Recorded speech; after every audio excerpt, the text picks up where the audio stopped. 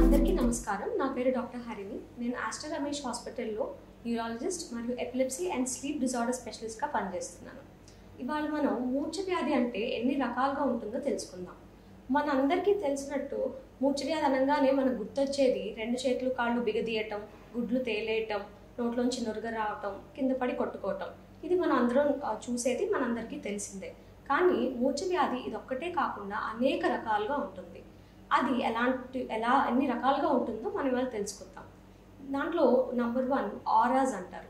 Auras అంటే fits వచ్చే ముందు పేషెంట్స్కి లేకపోతే ఆ వ్యక్తులకి సంకేతాలు అందుతాయి.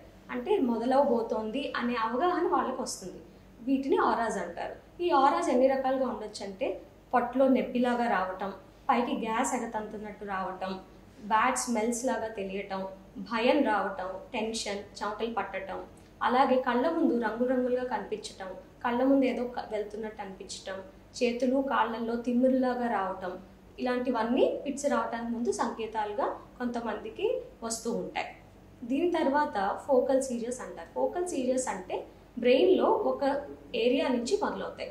సో ఇవి బయటకి చూసే వాళ్ళకి ఆ బ్రెయిన్ యొక్క ఏరియాకి సంబంధించిన ఫంక్షన్ని తెలియజేసేలా ఉంటాయి. ఫోకల్ సీజర్స్ ఉదాహరణలు ఎలా ఉంటాయంటే కనుగుడ్డు తల ఒక పక్కకు తిరిగిపోవటం, ఒక చెయ్యి వంకర తిరిగిపోవటం, తర్వాత చేస్తున్న పనిని ఆపేసి అలానే అచేతనంగా చూస్తూ ఉండిపోవటం, కన్నురెప్పలు ఇలా కొట్టుకోవటం, మూతి పెదాలు కదిలిస్తూ ఉండటం, అయోమయంగా చూడటం, ఎంత పిలిచినా పలకకపోవటం. కొంతమంది అయితే ఆ టైంలో స్టక్ అయిపోయినట్టు అయిపోయి ఒక చోటు నుంచి ఇంకో చోటికి వాళ్ళకి తెలియకుండా వెళ్ళిపోతూ ఉంటారు. సో ఇది కూడా ఒక రకమైన ఫిట్సే. చాలామందికి ఇలాంటివి చూసినప్పుడు ఫిట్స్ అనే అనుమానం కలగదు. సో ఇలాంటివి చూసినా మనకి ఫిట్స్ అనే అనుమానం కలగాలి. అలాంటివి ఎవరన్నా మీకు తెలిసిన వాళ్ళలో కానీ మీ ఇంట్లో వాళ్ళలో కానీ వస్తే వెంటనే డాక్టర్ గారిని సంప్రదించాలి.